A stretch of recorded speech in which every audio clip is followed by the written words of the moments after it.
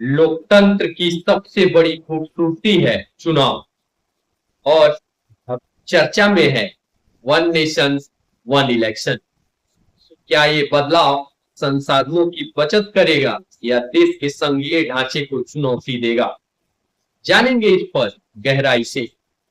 नमस्कार दोस्तों, स्वागत है आप सभी का राष्ट्र की रौनक चैनल पर।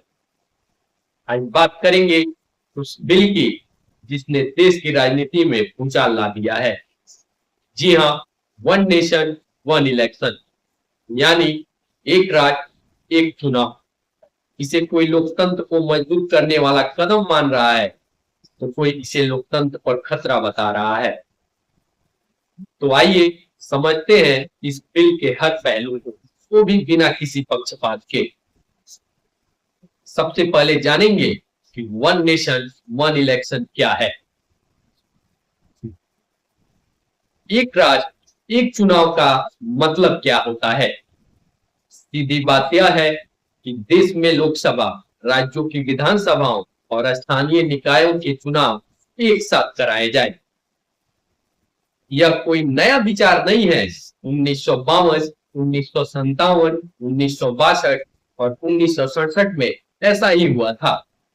लेकिन राजनीतिक अस्थिरता और राज्यों की विधानसभाओं के समय से पहले भंग होने की वजह से यह व्यवस्था टूट गई। अब सरकार इसे फिर से लागू करना चाहती है। जी हाँ, सरकार का पक्ष भी है। मोदी सरकार के इस कदम के पीछे कई मजबूत तर्क हैं। पहला, धन और संसाधनों की बचत। बार बार चुनाव होने से जनता के पैसे का भारी नुकसान होता है। दूसरा, प्रशासनिक दबाव कम होगा। सुरक्षा बलों और सरकारी तंत्र पर बार बार चुनाव का दबाव पड़ता है। तीसरा, नीतिगत अस्थिरता। चुनावों के चलते बार बार आचार संहिता लागू हो जाती है, जिससे विकास कार्य ठप पड़ जाते हैं। चौथा, मतदाता जागरूकता। जी हाँ, एक साथ चुनाव होने से लोग ज्यादा संख्या में वोट डालने आएंगे। अब इसमें विपक्ष की चिंताएं भी हैं। अब आते हैं विपक्ष की बात पर। जी हाँ, विपक्षी दलों का कहना है कि इस बिल से भारत का संघीय ढांचा कमजोर होगा। तो उनका कहना क्या है, आइए वो जानते हैं। पहला उनका मुद्दा है क्षेत्रीय दलों को नुकसान। राष्ट्रीय मुद्दे हावी हो जाएंगे और छोटे दलों की आवाज दब जाएगी। दूसरा, संविधान में बड़े बदलाव।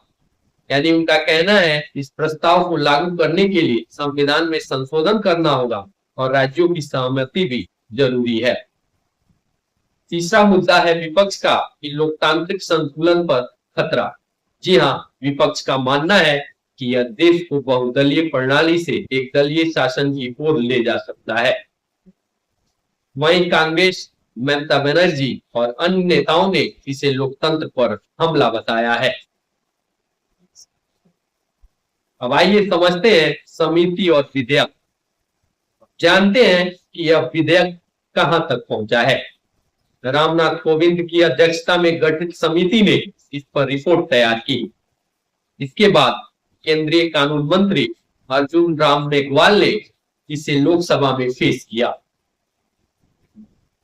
हालांकि मोदी कैबिनेट पहले ही इसे मंजूरी दे चुकी है।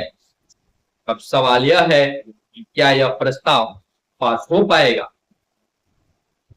अब आइए जानते हैं इसके लाभ और चुनौतियां। इस प्रस्ताव के फायदे तो हैं, लेकिन इसके साथ कई चुनौतियां भी हैं। तो सबसे पहले जानते हैं कि इसके लाभ क्या हैं।